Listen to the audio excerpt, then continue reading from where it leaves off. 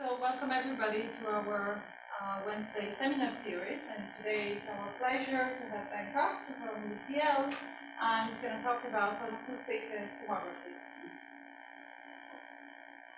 Hi, thanks. So people have been researching photoacoustic tomography for 20 years or so. I've been working in a group working on it for a similar sort of time, so I wasn't quite sure what aspects to talk about. And I've ended up with a bit of a sort of overview, in case there's people here that don't know much about it, and then ending up with some of the things we're currently stuck on. Mostly I'm going to talk about experimental things, but I'm also going to give an overview of the sort of classical description of it mathematically. Just to start off with, before I forget, lots of collaborators. I'm going to give images from two main projects I've been working on. One's called Hammer, which was a Horizon 2020 project. I had all these partners. And also a project from the University College London where I work. And those two groups were led by Shurang and Paul, respectively. So many thanks to all those collaborators. So why do we want to do photoacoustic tomography? So the starting point for this is optical absorption is one way of differentiating different types of soft tissue. So for example, blood, which I'll talk about quite a bit, is a different colour from other types of soft tissue. And here I've got some optical absorption spectra of different types of tissue. Now, visible light is from about 400, about 600, 700, something like this. And we typically work in the near infrared, this sort of range. And the reason for that is if you go to much larger wavelengths, the water absorption is very high. You can't get light into tissue, which all gets absorbed on the surface. And if you go to very short wavelengths, the scattering of tissue gets very high. So there's what's called this near-infrared window where you can get light in about here. And interesting, about here, these are the absorption curves of oxy and deoxyhemoglobin. So this is the oxyhemoglobin is oxygenated blood, deoxyhemoglobin is deoxygenated blood. And here you can see just visibly the difference in colour because of this difference in the optical absorption. So this has the potential, if we could image in this region, we have the potential to get functional information. If we can get an image of blood oxygenation, then we can work out something about the functional behaviour of the tissue if we can measure it over time. So that's the motivation. And at the end, I'll explain why we're stuck. But before we get to that, how do we actually do this tomography? So here's one way we do it. This is how we do it at UCL. We have a transparent acoustic array, a detection array, ultrasound detection array, and we pulse laser light through it into soft tissue. The light gets scattered around, the light gets absorbed by some things, for example blood vessels, and if that happens fast enough, then you'll get a pulse of ultrasound propagating out. Then we measure that on the surface, and from those measurements, we can perform an image of where the light was absorbed. So the photoacoustic image, in the first instance anyway, is of where the light got absorbed, the sort of photoacoustic source of the light. Okay, just to get your head around the sorts of measurement setups that people use. People with breast scanners, so I'm going to I'll show a couple of images from a breast scanner. So here you've got some ultrasound transducers in the bowl. And then you've got optical fibers coming in delivering light. Here's an example where this is a sort of conventional ultrasound imaging linear array probe, and then a couple of lasers sort of strapped on the side. So again, you've got ultrasound detectors and you've got light. This is an example which can go endoscopically sort of down tubes and so on. And here you've got the light that comes on the fiber and sending tissue sideways. And the sound which is generated reflects back onto the detector. So that spins around and is drawn along to get your photoacoustic image. So these are the sorts of things people look at for clinical imaging, but it's also another big area is what's called preclinical imaging or small animal imaging. And again, you've got similar things. Yeah, that looks the same as the clinical one. Here's an array where you have detectors on a cylinder or perhaps on a ring that moves with a small animal in the middle, or maybe you've got some sort of bowl or an array that sort of moves around the object. And I'll show an image of a preclinical setup as well. In fact, here they are. So these are the two I'm going to show some images of later. These are systems I've worked on. So this is the panel press scanner, and this is UCL's small animal scanner. The sensitive bit is this region here. This is the acoustic detection array. Okay, so there's the detectors in the panel scanner. What you can see is each of the little gold things is an acoustic ultrasound detector. The black ones are the ends of fibre bundles, optical fibre bundles, so that's where the light comes from. You can see other things like the temperature measure there and so on. So this bowl is 26 centimetres across.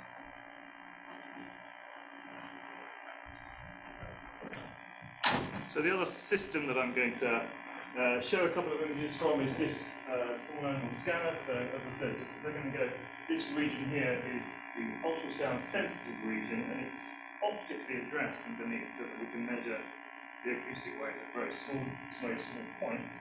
So we typically measure about 20,000 points on this. It's about 2 centimetres by 4 centimetres, something like that. And in the image I'm going to show later, actually, what we've done, if this is the array, we've actually put a target and then we've rotated the target so that it's as if we're imaging it from multiple sides before we reconstruct our image.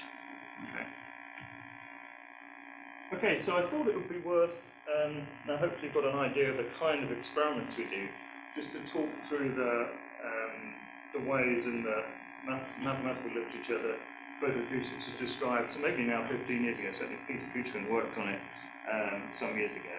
And then after that I'll explain how that differs a little bit from what we need to do in practice. So as photoacoustic would suggest, there's two forward problems we're worried about. One is the photo part, the optical part, and the other one is the acoustic part. So on the optical part, the forward problem, we start off with absorbers, optical absorbers in the tissue. So they might be what are called endogenous chromophores, in other words, things that are already in the tissue that absorb, like hemoglobin. Or there might be things injected, like contrast agents. And they'll have some optical absorption. You put some light in, you get scattered around, and you get some distribution of absorbed energy. Okay. That will convert into an acoustic pressure, an initial acoustic pressure. And then that will propagate out of the tissue, and what we record is time series. So there's these two forward problems and hence two corresponding inverse problems. These are coupled by something which sometimes this is called the Grunheisen parameter. I just call it the photoacoustic efficiency typically. Okay, so just a little bit more detail on that. So that this photoacoustic source, so the solution of that optical forward problem, what we end up with is we end up with an absorbed power density in the tissue, and that's related to the optical absorption coefficient, and this is a measure of the amount of light, the light fluence rate.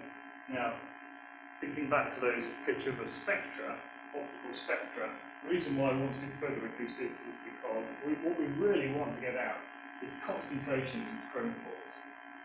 And each of those chromophores is related to one of those spectra, because you saw that previous graph, and these combine linearly to give you your absorption coefficient. So what we want to try and get out is these, what the line is generating is this absorbed power density, and there's a nonlinear relationship between these absorption coefficients. And I'll come back to that at the end. Okay, so light's coming in, light's getting absorbed, but we're not yet generating an acoustic wave. What we need is for that to happen quickly. Okay. And there's a couple of time scales which are useful. One is when the light's being delivered, you get heat deposited, and the heat's going to diffuse away at some time scale. Now, if the light is delivered in a short enough time scale that the heat hasn't got time to go very far, it's sometimes called thermal confinement, you can write a normal wave equation. So you don't need a corresponding diffusion equation for the heat, nothing's moving. So you just get an acoustic wave equation for the acoustic pressure, and then your source, that's what photoacoustic source terminal light. From here on out, call it the Grunheisen parameter. Now that's one time scale. Another time scale which is helpful is that if when that light is deposited, it happens sufficiently quickly that there's no time for the density to change in the tissue, something called isochoric condition. In that case, we could write on an acoustic time scale, we can say the light's deposited instantaneously, so we want the time relation to delta. And then we get the source term just has this absorbed energy density. And this is directly proportional to the initial photoacoustic pressure. So this, in fact, is what we're going to image. It's not what we're going to image, is energy density. Okay. So here it is, putting that together. Here's the forward problem, or the wave equation. We've got an initial condition. This is our source term of the delta function, our initial photoacoustic pressure. We assume this second initial condition assumes that nothing's moving at time zero, the particle velocity is zero. And then our data is measured on the surface. So here's an example. Here's a blood vessel with light that's pulsed, and the waves propagate out, and at every point around here we detect an acoustic time series. T is time. And then from that, the inverse problem we want to solve is, given that data, we want to find that initial condition. Okay.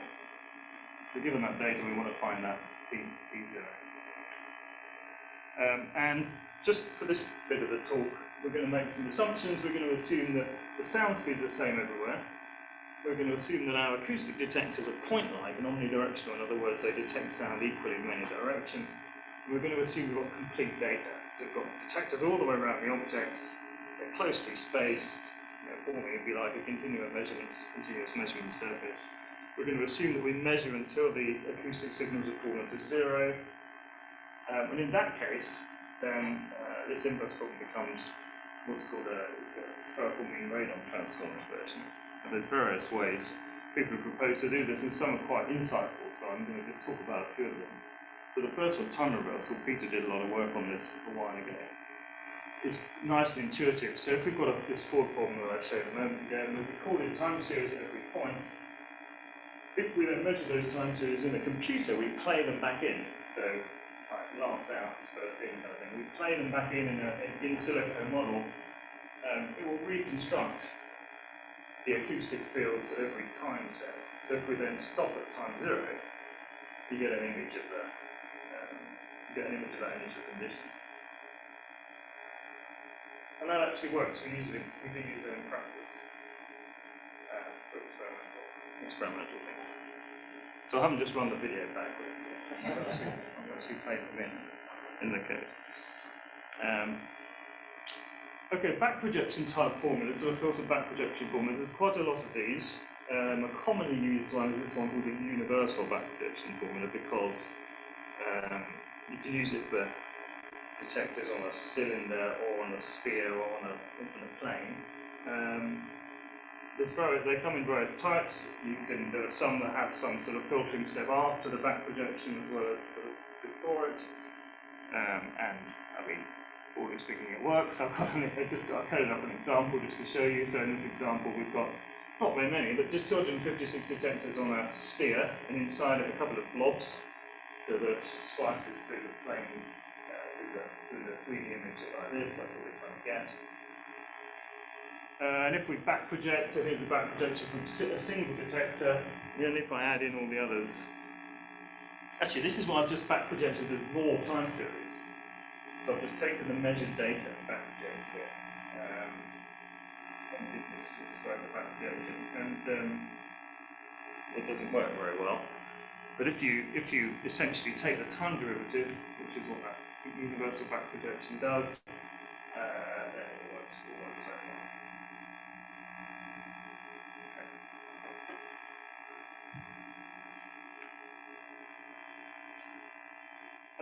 Another approach that we use with our experimental data, at least as a sort of as a first step quite often, is this method where if you've got a measurement on a planar array, you can quite quickly get an image using a couple of FFTs. So in this example, let's say we've got a detector across here, an array across here, so lots of points. And if we run the forward model, then we get data that looks something like this. And then we can just do a couple of Fourier transforms. So we first of all transform our data from space and time into wave number and temporal frequency. And then we map the temporal frequency part to if you like, the distance away from the array, away from the array using the dispersion relation. So this is, you get this from just putting a plane wave into the wave equation, you can get that. And then you just need to do an inverse rate transform, and you've got the image at time 0. So you're assuming the data is measured on plane z equals 0, you end up with an image at time t equals 0, and it works. It works very well. You can see in this case there's some artifacts because we haven't got an infinite plane. We've only got a limited aperture. Because it's just a couple of tweezers very fast. Okay, so that's the sort of background and some sort of intuitive ways of thinking about the acoustic inverse problem. Now, when we come to actually do this experimentally, we find it's not quite so straightforward. So although I say we do use those methods, they don't give us the best images. So to get better images, we need to think about what it is we're doing when we do the experiment. So the first problem is that you're not allowed to put as much light as you like into a person. There's a limit. There are rules, because eventually you're going to start cooking things. So there are limits as to how much light you can put in, and that means the photoacoustic signals you get out are quite weak and quite difficult to detect. So what that means is you either need special, very highly sensitive detection elements, which are like the optical ones used in UCL, or if you use conventional piezoelectrics, like you use a normal ultrasound, you've got to make the elements bigger, so you get more sensitivity. The bigger they are, at least certainly at normal instance, the bigger the sensitivity. Now the problem with making the element bigger is that they become more directional. And so that needs to be taken into account in the reconstruction. Another aspect is that conventional ultrasound detectors are not very broadband. They typically have a center frequency and then some bandwidth either side. At best, maybe 100% of whatever the center frequency is. Another practical issue is this partial view detection. So I showed one where we had the planar measurement on the side. Often when you're measuring in a person, you can't have access to all around it. If you're measuring, let's say, on the skin, you've only got access to one side. Or if you're measuring in, say, like the breast scanner, you just physically would need so many detectors you can't possibly fit them all in. So partial data is an issue. And then the actual model that we were using is a problem, the actual Ford model. So it's soft tissue, we didn't have any acoustic absorption in there, but soft tissue is quite absorbing ultrasound frequencies. And also we assumed there was a single sound speed. But if there were only a single sound speed in tissue, then ultrasound imaging won't work very well. You need some contrast. So in practice, you'll have a spatially varying sound speed. So we need to think about how we put all these different things in the Ford model. And I'm not going to talk a great deal about how to put them in the Ford model, but I'm just going to give a little bit more detail on some of them. So first of all, the photoacoustic signal was a broad band. So here's what you get, the time series you get from a cylinder and its corresponding spectrum on the right. You can see that there's broad frequencies. And obviously we want to image a range of blood vessels. We don't want to image just one size of blood vessel when we're doing a photoacoustic image. But they might range from the really tiny microvasculature of tens of microns up to millimetre-sized vessels. So we want to be able to detect over a wide range. Here's the detectors, the responses of the detectors from the Mammoth detector, from the breast array that I mentioned. And these are especially designed to be highly sensitive and broadband. You can see they're still 1 megahertz center frequency. They're about half to 1.5, so it's about 100%. So it's about a bandwidth of about 1 megahertz and a center frequency of about 1 megahertz. But there will be photoacoustic signals. There will be energy both below and above this band.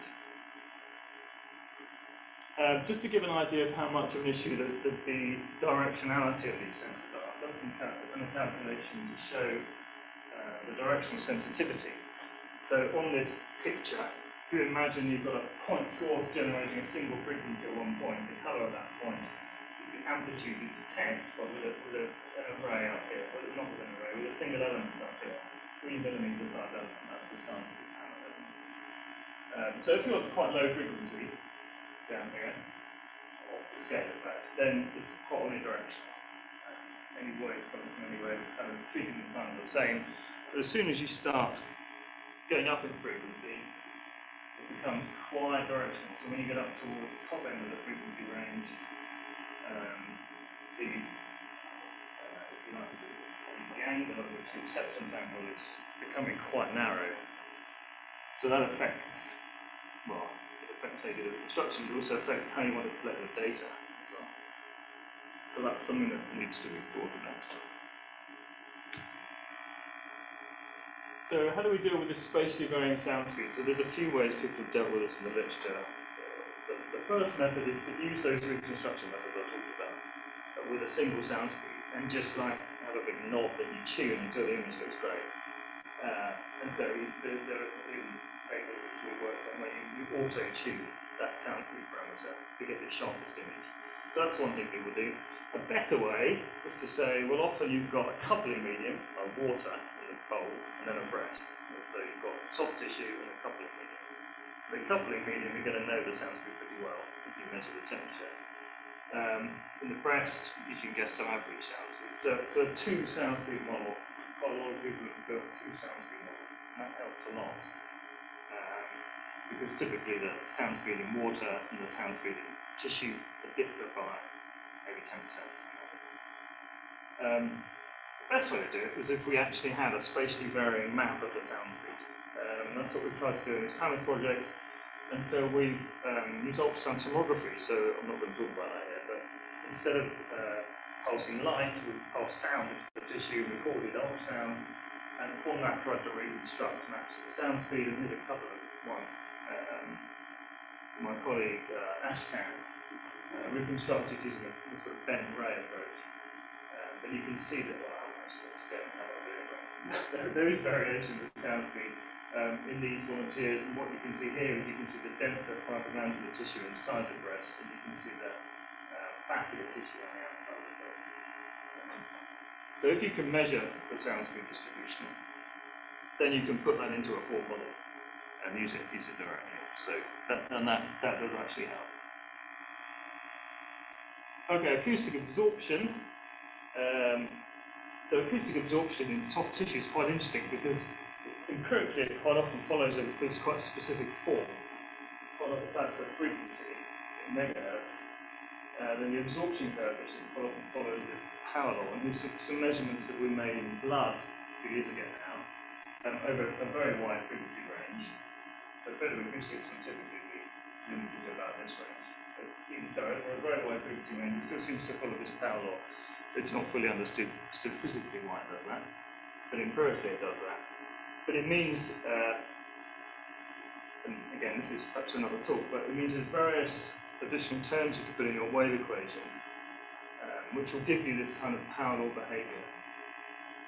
So if you put fractional time derivatives or fractional spatial derivatives as an extra term in your wave equation, you can get this power, this frequency-dependent absorption behavior.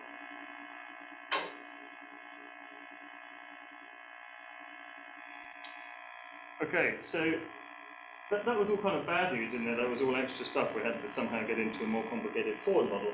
But there is probably some better news in that I was talking before about needing complete data. We actually probably don't need as much data as I said. So we originally said, well, let's assume we've got an array completely surrounding the object. Well, work by various people have shown that that's actually not necessary. So, for example, if you've got point detectors, if you've got them on a hemisphere, everything inside the hemisphere you can in principle reconstruct. So there's this idea of a so-called visible region. So as long as your object is in the visible region, you can reconstruct it without artifacts. If you haven't got a visible region at all, like if you've got a planar detector, you can still image stuff. It's just there's going to be artifacts. Do you need closely spaced detector elements? Well, you don't always, and I showed you an example of the back projection where I only had 256 detectors. You don't necessarily need it in that case. But the time reversal method you do, but you don't in all methods of reconstruction. The third thing we assumed is that we measure the acoustic time series until the energies kind of, if you like, left the field and just got zero. And in practice, you don't need to do that.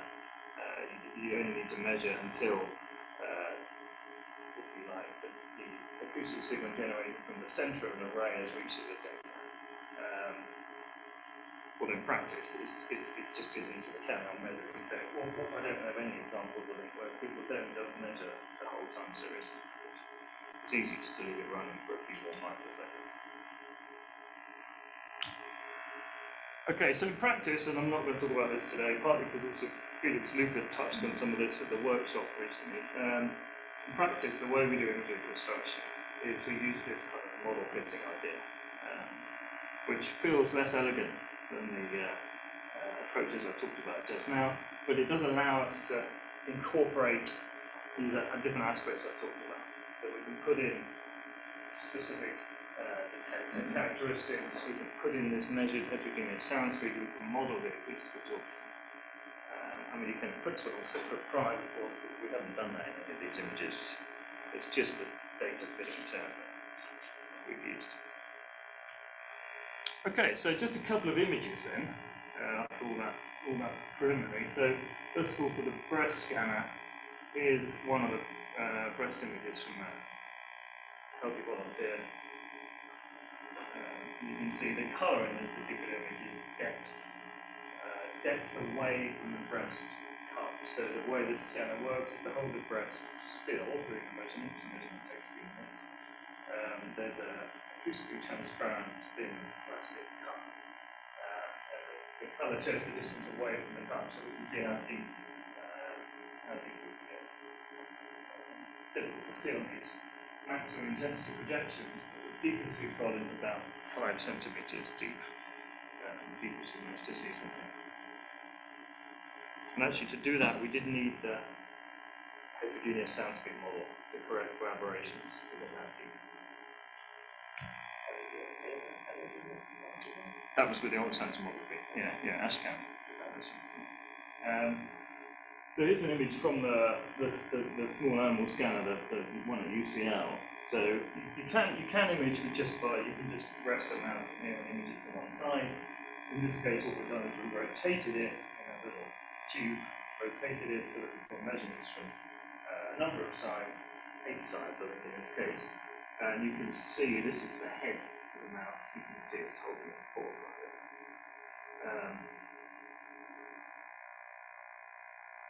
One of the advantages of photoacoustics that we talked about at the beginning, unlike some other methods, is it doesn't do any damage. The light is not ionizing. So you can do this on a live animal. You can do it over as many times as you want over time. So a number of people have done longitudinal studies of, for example, how a cancer drug is going to treat a tumour over time. You don't have to. Doing the imaging doesn't harm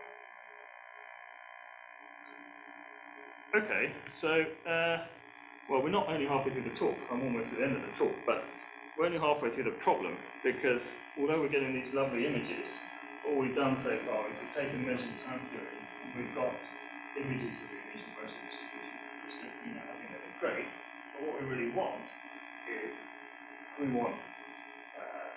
concentrations of chromophores. So just to remind ourselves why, we've seen images at a single optical wavelength. But if we could get images at multiple optical wavelengths, which we can, these devices to do that, then maybe we could get out images of the oxygenation level. If we combine these two, maybe of the oxygen saturation. So I'm just going to talk a tiny bit about that, because this is the problem that needs to be solved really if photoacoustics is going to go anywhere further, I think. So this is the second inverse problem, right? This is now our data, if you like. These images we've just obtained, this now becomes data in the second inverse problem. And what we want to get is these chromophore concentrations. We know these absorption spectra. We don't know this light fluence, and it depends not only on the optical absorption coefficient, which we don't know, it also depends on other things which we don't know, like the optical scattering. So there's quite a bit of literature on this, and lots of mathematicians waded into it, again, maybe 10 years ago or so.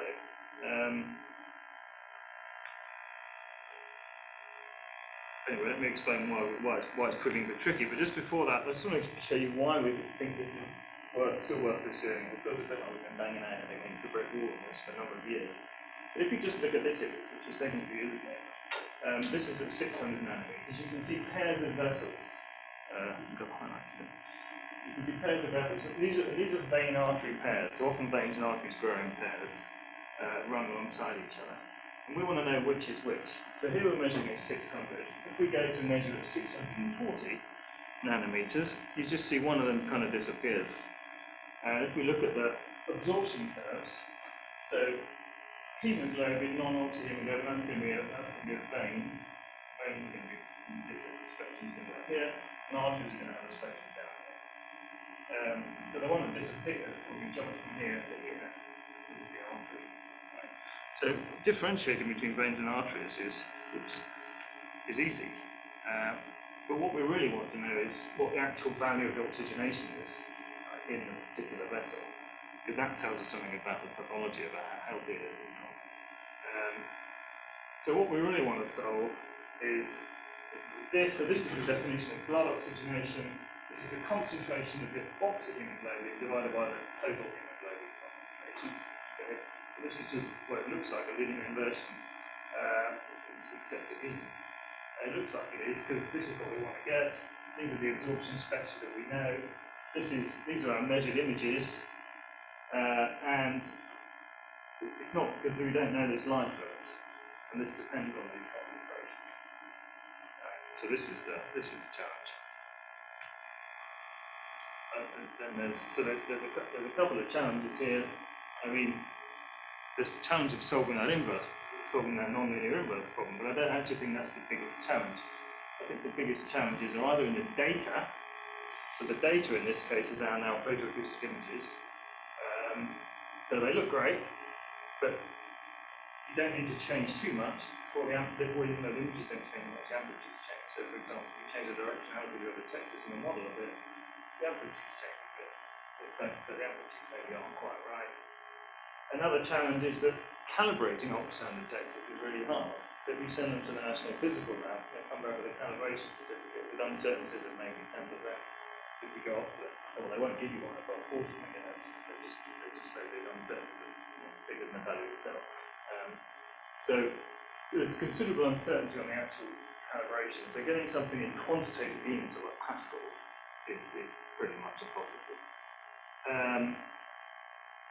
And there's still in these images, because we're making some assumptions, there's still some wavelength dependent artifacts. So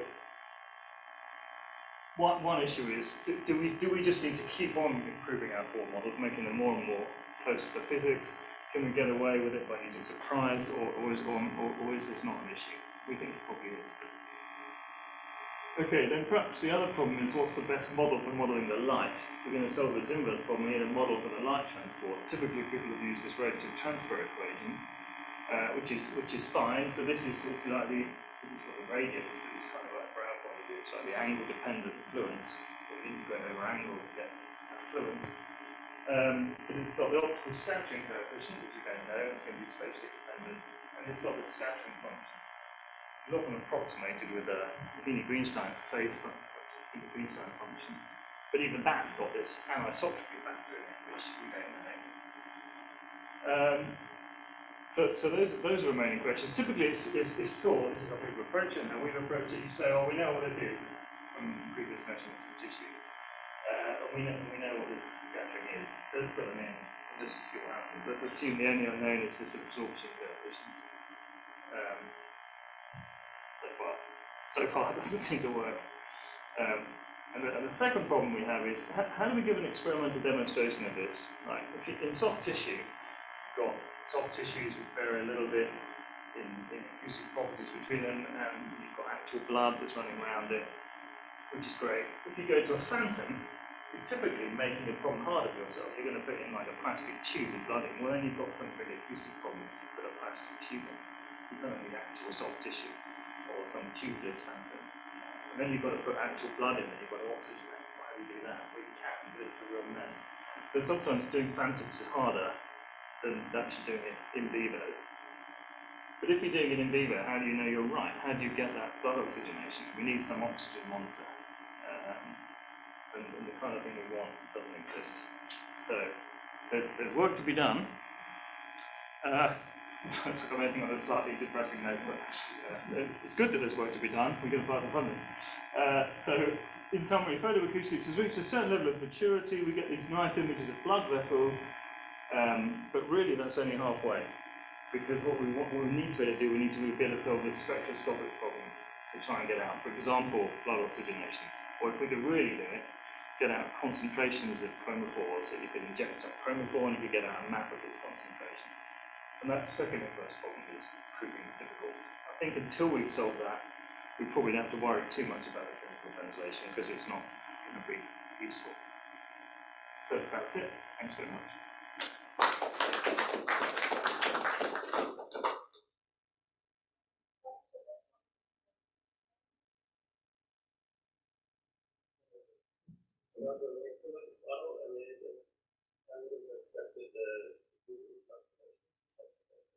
Yeah, so lots of people use diffusion approximation, so that's basically an approximation of that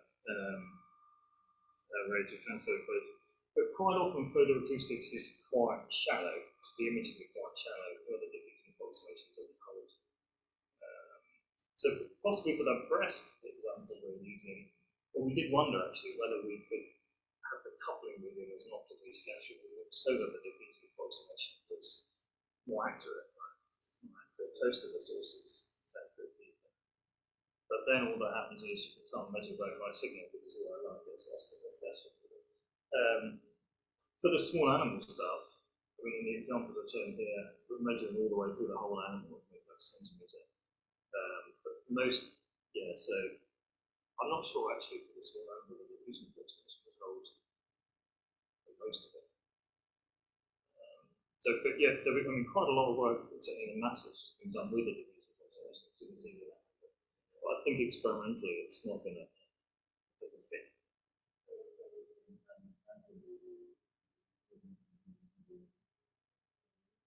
Yeah, it is, but it's not so good near surfaces or close to the source. I think more often that's where we're getting our image. The deeper parts, it's probably okay. But, like, for example, in the image of the breast, I showed a lot of those vessels are quite superficial. And they're the ones that the clinician is going to want to know what the oxygenation is, because that might tell them something about whether it's a tube.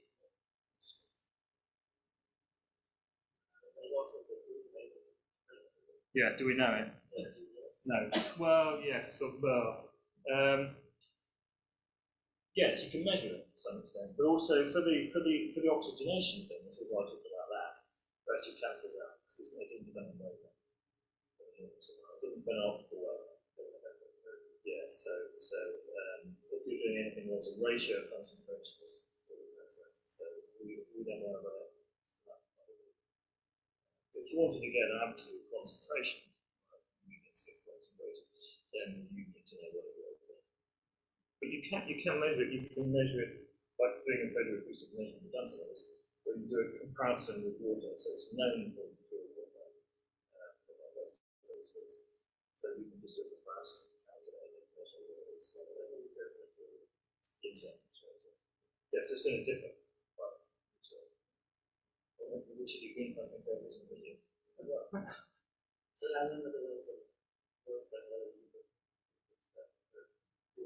Yeah, I think Guillaume Barr and others he was trying to reconstruct everything there, wasn't he? Like green eyes and scattering and torture. Yeah, feeding that.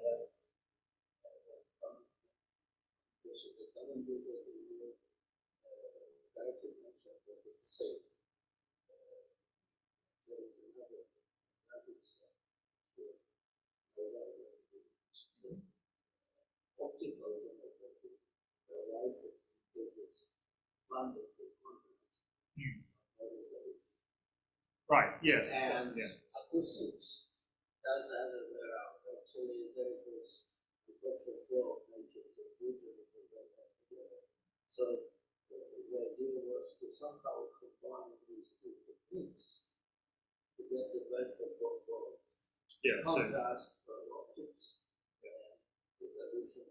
Yeah, so ultrasound imaging is just qualitative, conventional ultrasound imaging. Yeah. Diffuse optical tomography has got terrible resolution. Question, you when you start the differentiation, you sketch some model. This is known as an different paper that another question is the difference of solution. Which one was that? Then, in the optical problem. I mean something like this. Here. Well, that's a good question. So if you don't know the absorption and you don't know the scattering, you do need to know something else. Yeah, but I think it only needs to be a weak prior. Like for example, if you know the wavelength dependence of your scattering, but don't know how it's distributed, that's enough. Or what's often done in the maths literature, so it's a good point because no one's ever done this experimentally, but a lot of the maths literature assumes you've got a measurement with illumination from one direction, and then a second measurement with illumination from another direction, optical illumination, and then you can recover the absorption and the scattering. But I've never seen them do it. Any experimentalist is not going to. The signals are so weak. If you said like turn off half your light, I can barely measure it anyway. I want as much light as possible. So I've never seen any. I've persuaded my colleagues. Maybe we'll have a go at this, but we've never done measurements with so different illuminations. Can I ask you about the thermal effect? So you're thinking illuminate the great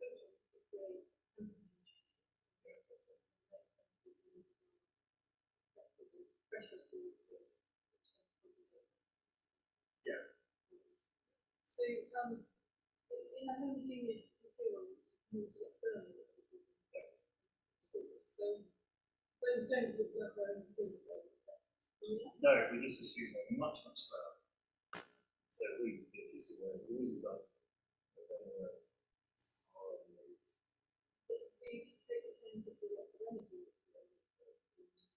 No, so that condition, at the beginning of the thermal combiner, we assume that the acoustic waves have left the heated region before the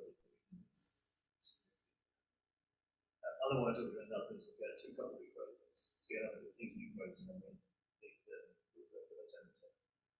Couple into the switch to the acoustic wave. To be bits over those together.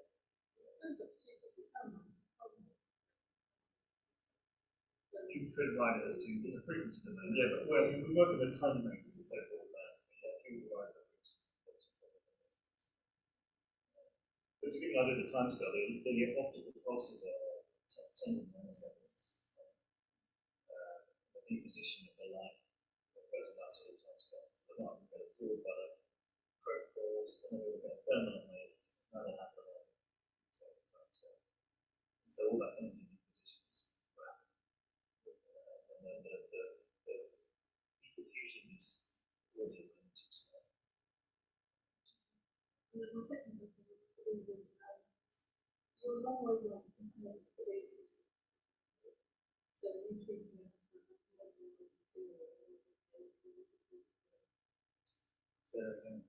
so you've got structure for the optical. Yes. Right. Yes. So first of all, we try and avoid playing some excitation. So we're going to go with lectures. And secondly, what we've done so far, as I mentioned, we put in a sound speaker, and we've not yet put it in test. Especially the other source of spectrum.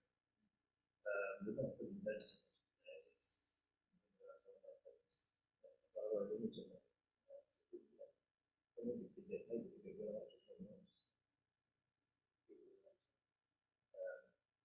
but the length scales, that sort of frequencies will vary from tens of kilohertz up to a small animal, for example, tens of kilohertz up to maybe 15 megahertz, 15 megahertz, or so.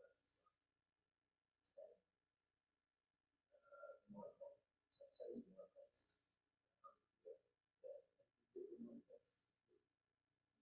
That sort of length scale. That's what we're up to.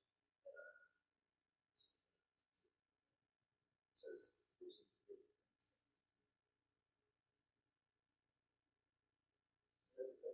about this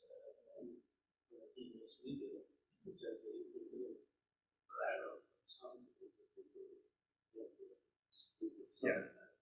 But in principle, it's not always possible that people do the video that was. What they're looking at speed, although it was shown as if that was the part of the movement, the Yeah. reconstruction of the speed is very unstable. So Yeah. that it doesn't preclude the possibility that if you try to reconstruct both, Yeah. the speed will be chunky, but maybe it can improve the construction. Oh, I see. Yeah. Okay. Yeah. So, I've only seen the maths literature you've already. So there was a recent paper, I think, was it also Informant maybe, who showed that you can do it if you assume the sound speed is piecewise constant, or so some assumption like that, that then it stabilizes it.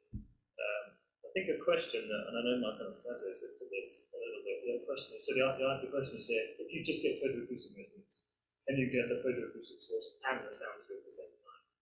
So then you can cover two distributed parameters with one set of measurements, which feels like not enough data. But if you measure all around the sphere, rather than just on a hemisphere, maybe you have got enough data. So you've got twice as much as you need for just the photoacoustic source.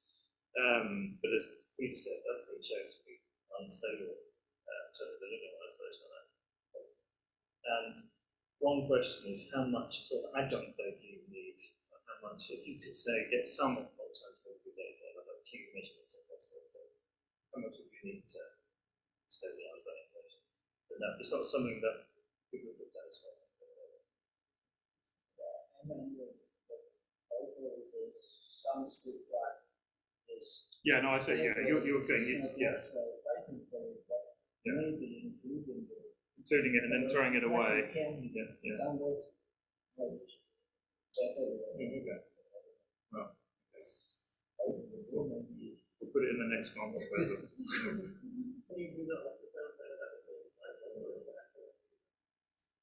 The tomography. In that Hammock measurement, we've been to, so the laser goes at a certain rate,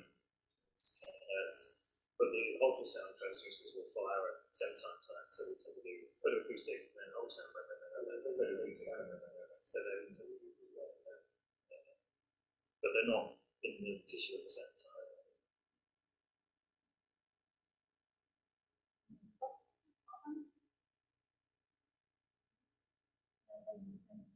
Thank you very much.